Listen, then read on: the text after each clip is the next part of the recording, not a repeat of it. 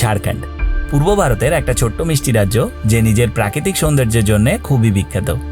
এই রাজ্যের যে কোনো প্রান্তেই আপনি দেখতে পাবেন ঘন জঙ্গল, মনোমুগ্ধকর ঝর্ণা, পাহাড় আর সুন্দর সুন্দর লেক। এর আগে আমি ঝাড়খণ্ডের যতগুলো জায়গাতে ঘুরেছি তার মধ্যে আমার কাছে সবচেয়ে প্রিয় পাত্রাতু ভ্যালি। থাক ওসব কথা আজ নয়, আজ আমরা ঝাড়খণ্ডের ধানবাদ জেলার সবচেয়ে সুন্দর ঝর্ণা ভাতিন্ডা আর তোপচাঁচি লেক ঘুরে দেখব। তো এখন আমরা এসে পৌঁছেছি ভাতিন্ডা ওয়াটারফলের কাছে। আমরা বাই রোড ট্রাভেল করছি। আপনি যদি বাই ট্রেন যেতে চান তো সে বিষয়েও ডিটেলে গাইড করার চেষ্টা করব ভিডিওর মধ্যেই। তো সঙ্গে থাকুন, জার্নি শুরু করি। রাত প্রায় 1:30 নাগাদ আমরা ডানকুনি টোল প্লাজা ক্রস করি। একটু আধটু বৃষ্টি হচ্ছিল, সাথে NH2-তে রোড কনস্ট্রাকশনের কাজও চলছিল। তো তার জন্য জ্যাম ঠেলতে ঠেলতে আমরা রাত প্রায় 2:30 নাগাদ পালচির টোল প্লাজা ক্রস করলাম। আর তার ঠিক 10 মিনিট বাদেই আবার শক্তিগড়েও দাঁড়ালাম। ল্যাংচা, সীতাভোগ, মিহিদানা এখানকার খুবই বিখ্যাত। যাই হোক, একটু টেস্ট তো অবশ্যই করা পড়ে। আপাতত আমরা পানাগড় ক্রস করে এগোচ্ছি। প্রায় ভোর 5টার সময় আমরা বাঁশকোপা টোল প্লাজা ক্রস করলাম। এবার আমরা দুর্গাপুরকে পেছনে ফেলে আসানসোলের দিকে এগোচ্ছি।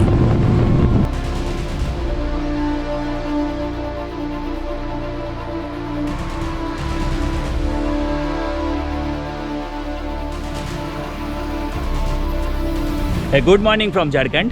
তো এখন সকাল 6টা বাজছে আর আমরা জাস্ট ঝাড়খণ্ড এন্টার করলাম। এই যে ব্রিজটাতে দাঁড়িয়ে আছি এটা ঝাড়খণ্ডেই। এই ব্রিজটা শুরু হওয়ার জাস্ট 50 মিটার আগেই বেঙ্গলের দিককার চেকপোস্ট, আর এটাকে ক্রস করে আরও 500 মিটার যাওয়ার পর পড়বে চিরকুন্ডা চেকপোস্ট। আর ওই যে পেছনটাতে দেখা যাচ্ছে মাইথন ড্যাম। এখন একটু কুয়াশার কারণে পরিষ্কার দেখা যাচ্ছে না, ওয়েদার একটু ক্লাউডি আছে, বাট বৃষ্টি পুরোপুরি থেমে গেছে। কাল সারা রাত বৃষ্টি হয়েছে।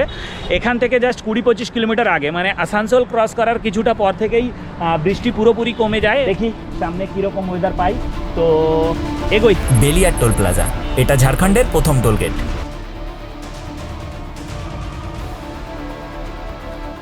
মারাত্মক বৃষ্টি হচ্ছে, আর যেহেতু আমরা ঝাড়খণ্ডে ঢুকে পড়েছি, এই অবধি আমরা ওয়েস্ট বেঙ্গলে কোথায় কেমন রাস্তা পেয়েছি তার একটা ছোট্ট সামারি করে দেই। ডানকুনির পর থেকে পানাগড় অবধি রাস্তায় প্রচুর ডাইভারশন, বাট পানাগড়ের পর থেকে এখনো অবধি আমরা কম বেশি 6 লেনের ঠিকঠাক হাইওয়ে পাচ্ছি। গোবিন্দপুর থেকে আমরা NH2-কে বিদায় জানিয়ে বাদিকে রাস্তাতে ঢুকলাম। এখান থেকে ধানবাদ রেলওয়ে স্টেশন আর মাত্র 11 কিলোমিটার। তো বৃষ্টি এখন পুরোপুরি থেমে গেছে। আপাতত আমরা এখন ধানবাদ সিটি হয়ে ভাতিন্ডা ওয়াটারফলের দিকে এগোচ্ছি, যেটা আমাদের আজকের প্রথম ডেস্টিনেশন।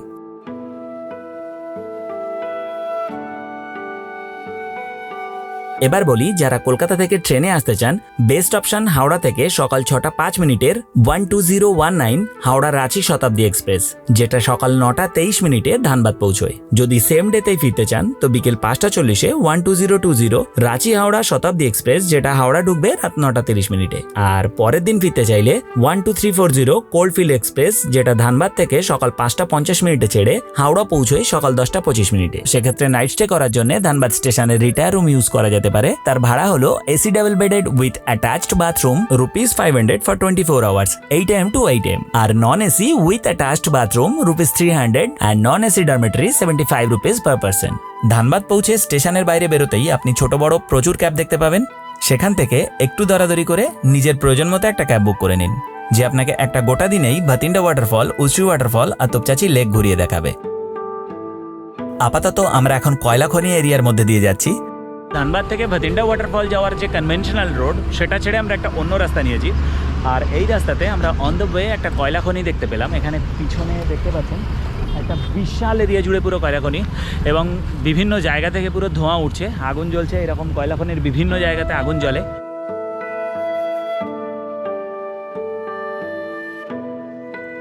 हर कोई काम में नहीं लगता है। कोई काम में नहीं लगता है। अच्छा।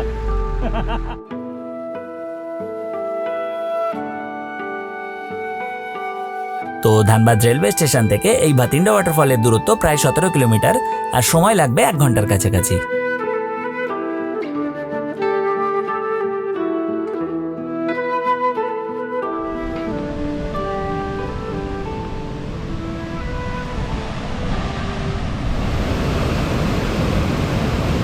তো এখন আমরা এসে পৌঁছেছি ভাতিন্ডা ওয়াটারফলের কাছে, আর এটা ঝাড়খণ্ডের ধানবাদ রিজিয়নের ফেমাস ওয়াটারফলগুলোর মধ্যে একটি। আর আমার মনে হয় ভাতিন্ডা ওয়াটারফলটা উচ্ছি ওয়াটারফলের চেয়েও বেশি সুন্দর। এখন যেহেতু বর্ষাকাল, তাই এখানে ওয়াটারফলটাও বেশ সুন্দর। চলুন ভাতিন্ডা ওয়াটারফলটা আপনাদেরকে ভালোভাবে ঘুরিয়ে দেখাই। অপরূপ সুন্দর এই ঝর্ণাটাকে বর্ণনা করার জন্যে কোনো বিশেষণই যথেষ্ট নয়। সত্যি বলতে এখানে এসে শুধু ফটো ক্লিক করে আর ভিডিও বানিয়ে পুরো সময়টা কাটিয়ে ফেললেই চলবে না। প্রকৃতির এই অদ্ভুত সৃষ্টিকে উপলব্ধি করার জন্যে কিছুক্ষণ এখানে শান্তিতে বসতে হবে। এই প্রবল জলরাশির বয়ে চলার যে সুর, সেই সুরে তাল মিলিয়ে গুনগুন করে গাইতে হবে আনমনে।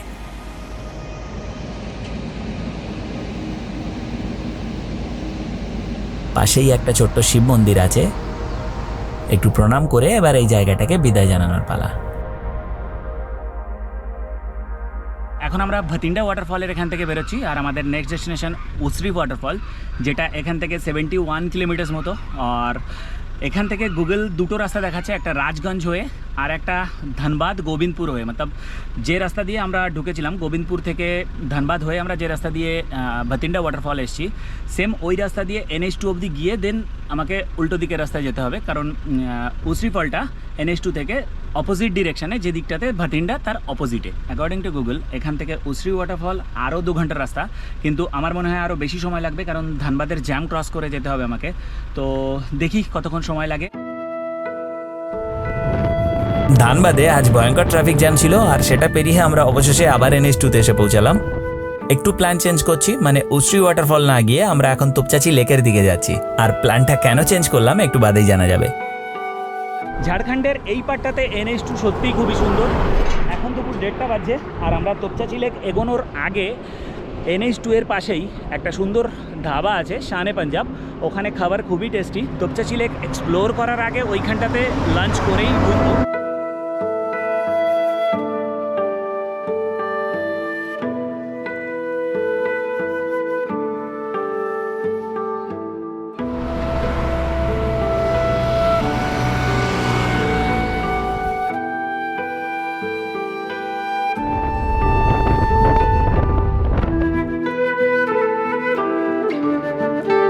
এখন প্রায় দুপুর 2টো বাজছে।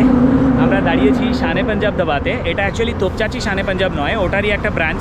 এটা তোপচাচি থেকে জাস্ট 10 কিলোমিটার আগে। ধানবাদের প্রচণ্ড ট্রাফিক ঠেলে যখন NH2তে উঠলাম তখন অলরেডি দুপুর 1:15 বাজছিল।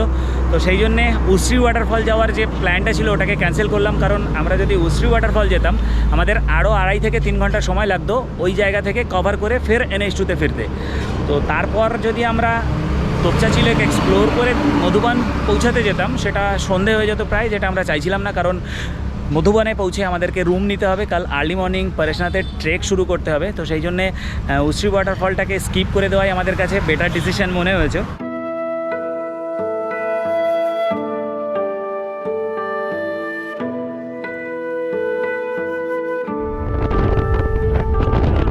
তোপচাচি বাজার থেকে এখন সার্ভিস রোড ধরে নিয়েছি। এই সামনের যে ওভারব্রিজটা দেখা যাচ্ছে, এটা ঠিক মাঝখান থেকে মানে নিচে দিয়ে আমাদেরকে রাইট টার্ন নিতে হবে তোপচাচি লেক যাওয়ার জন্যে।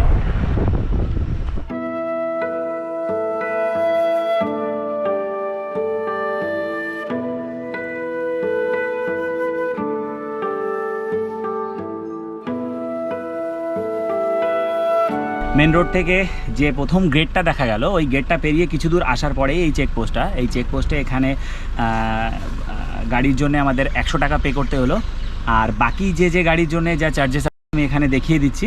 মেন রোড থেকে তোপচাচি অসম্ভব সুন্দর, মানে রাস্তার দুধারে সারি বেঁধে গাছ, মানে পুরো ঘন জঙ্গল, আর এই ঘন জঙ্গলের মাঝখান দিয়ে সরু রাস্তা যাচ্ছে। আর আশপাশে মানে একদম অদ্ভুত নিস্তব্ধতা, শুধু পাখির আওয়াজ ছাড়া কিছু শোনা যাচ্ছে না। মানে খুব সুন্দর। আমরা কিছুক্ষণ দাঁড়িয়েও ছিলাম এখানে, কিছুক্ষণ সময় কাটালাম। মানে এই রাস্তাটা বেশি না, 1 কিলোমিটারের একটু বেশিই হবে, বাট তোপচাচি লেকটা যতটা সুন্দর ততটা ওখানে পৌঁছানোর এই রাস্তাটাও সুন্দর। তো এইখানটাতে আরামসে কিছুক্ষণ সময় কাটিয়ে এনজয় করা যেতেই পারে, যেমনটা আমরা করলাম। অবশেষে তোপচাচি লেক পৌঁছালাম। ধানবাদ শহর থেকে 37 কিলোমিটার দূরে 214 একর এরিয়া জুড়ে অবস্থিত এই কৃত্রিম লেকটাকে 1924 সালে বানানো হয়েছিল ঝরিয়া ডিস্ট্রিক্টে স্মুথ ওয়াটার সাপ্লাই এর জন্য। আর আজকের দিনে এই লেকটা একটা ফেমাস ট্যুরিস্ট ডেস্টিনেশন হিসেবেও পরিচিত হয়েছে। লেকের অবস্থা খুবই খারাপ, মানে একদম জল নেই বললেই চলে। কত নিচে অবধি জলের লেভেল, মানে বর্ষাকালে ইউজুয়ালি এমন থাকে না। এই জায়গাগুলো এখন যেখানে আমরা দাঁড়িয়ে আছি এই জায়গাগুলো পুরো জলে ভর্তি থাকে। এই বছর না বৃষ্টি অনেক কম হয়েছে ঝাড়খণ্ডে, তো সেই কারণে এই সমস্ত জায়গাগুলো এখনও শুকনো। জানি না আগামীতে বৃষ্টি হবে কি না। আই হোপ বৃষ্টি হোক, লেকটা আবার নতুন করে জলে পরিপূর্ণ হয়ে উঠুক। লাস্টবার যখন এসেছিলাম তখন এখানে বেশ জল ছিল, সেটা যদিও পুরোপুরি মনসুনে ছিল না, আফটার মনসুন ছিল, বাট তবুও ঠিকঠাক জল ছিল। এইবার ভরা মনসুনে এসে মানে সিরিয়াসলি একটু ডিসঅ্যাপয়েন্টেড হলাম। ওই যে দূরে পাহাড়টা দেখা যাচ্ছে ওটা পরেশনাথ পাহাড়, পাশেই একটু উপরে একটা বজরংবলীর মন্দির আছে, ওখানে উঠলেই আপনি সামনের এই ভিউটা দেখতে পাবেন।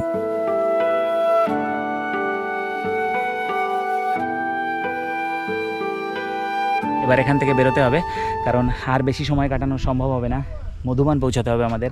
অলরেডি সূর্য ডোবার সময় হলো, তো বেরোচ্ছি, রাস্তায় দেখা হচ্ছে। তোপচাচি লেক থেকে NH2 অব্দি এই মায়াবী রাস্তাটা সত্যি বলার নয়।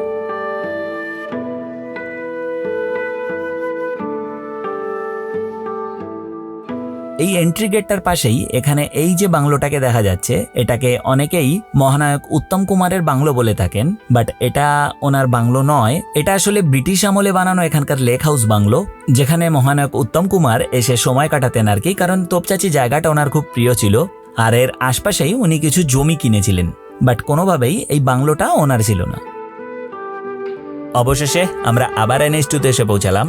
আগেই বলেছি এবার আমরা এগোবো মধুবনের দিকে, যেটা পরেশনাথ ট্রেকের বেস ভিলেজ।